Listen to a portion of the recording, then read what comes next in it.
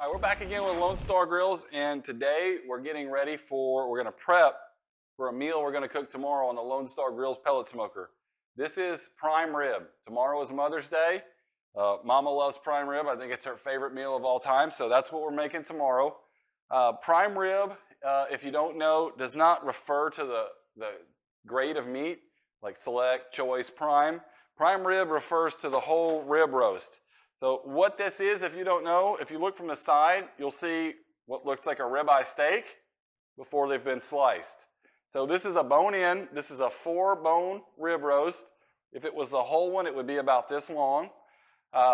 Again, bone-in. If you look again like this and you had the bone that continued out, you'd see a tomahawk steak.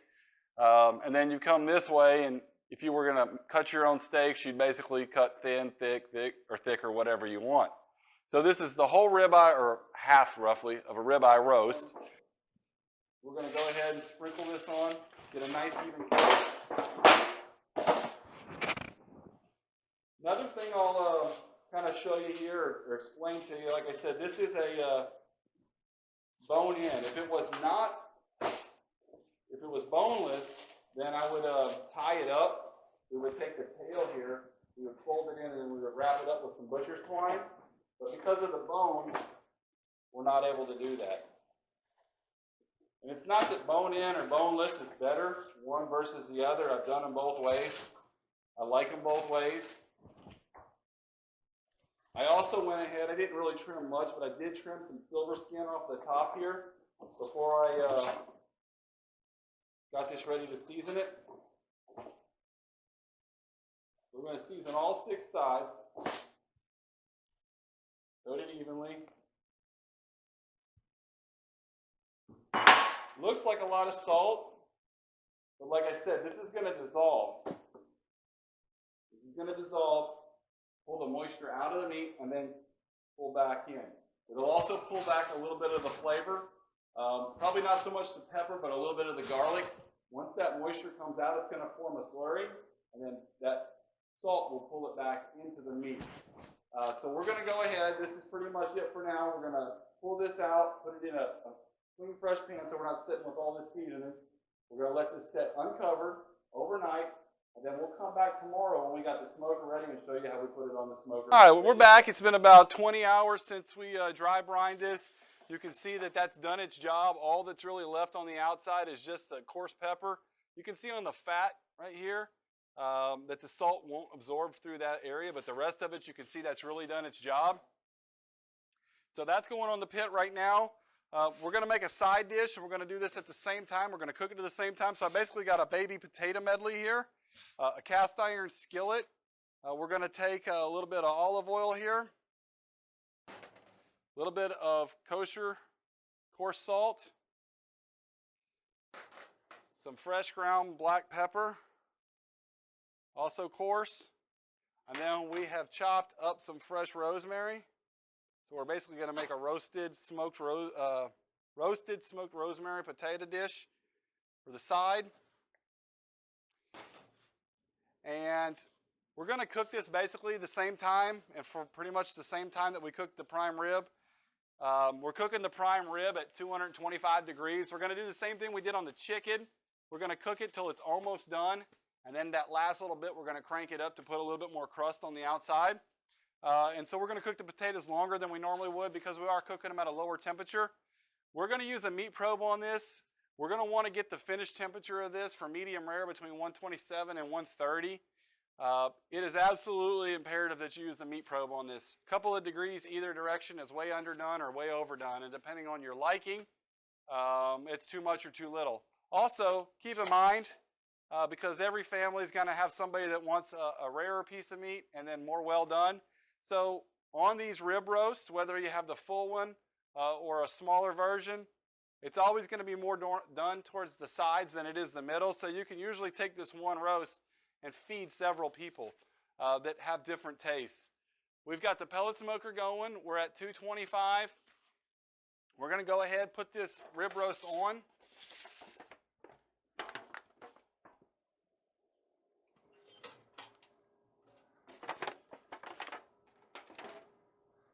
So we're going to set that down on this bottom rack here. meat probe right in the center. We're going to get it all the way in. That's going to tell us the temperature in the middle.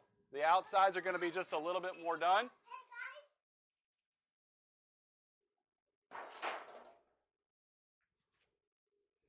Then our potatoes, we'll slide this top rack in. Potatoes will go on top. The cast iron skillet.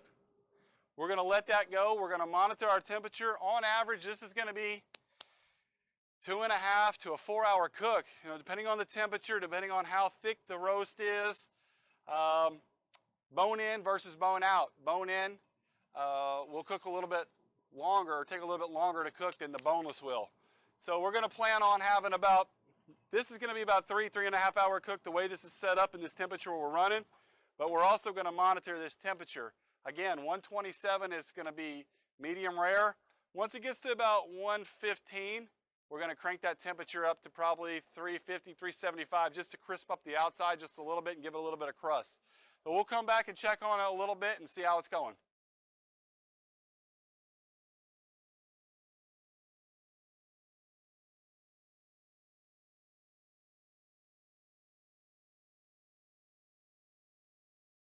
All right, so we got the prime rib in. We've let it rest for about 20 minutes or so.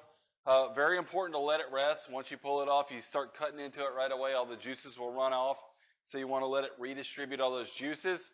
This ended up being about a 3-hour and 45-minute cook till we got to that 127 mark. You can see we got a nice crust on the outside.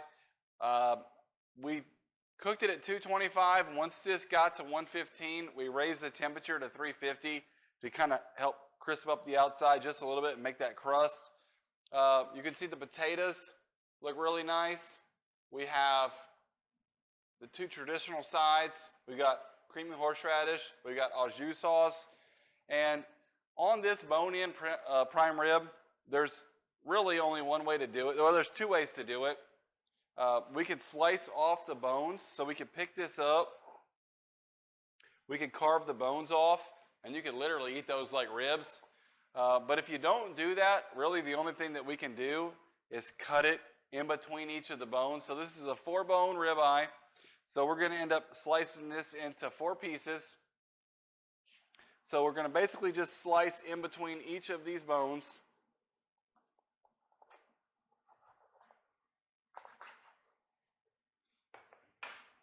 So that's the first piece. Now this one's going to be just a little more done than what we have when we start cutting into the center here.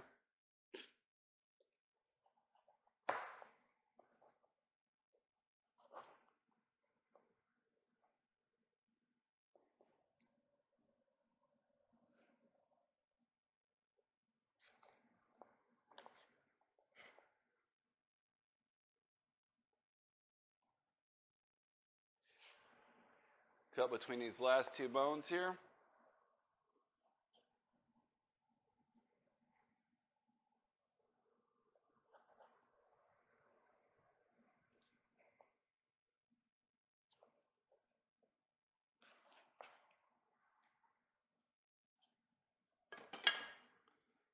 So as you can see, these are literally like 2-inch hunks of meat here. These are massive. If you don't want it to be so thick, then I suggest slicing off the bone, and then you can trim it to whatever size you want. But as I mentioned, this outside is going to be a little bit more done than what these inside pieces will be. So again, prime rib on the Lone Star Grillz pellet smoker. For more information on our products, please check out our website at lonestargrills.com. For more videos, subscribe to our YouTube channel, and to give us a call, 936-344-6151. Thank you.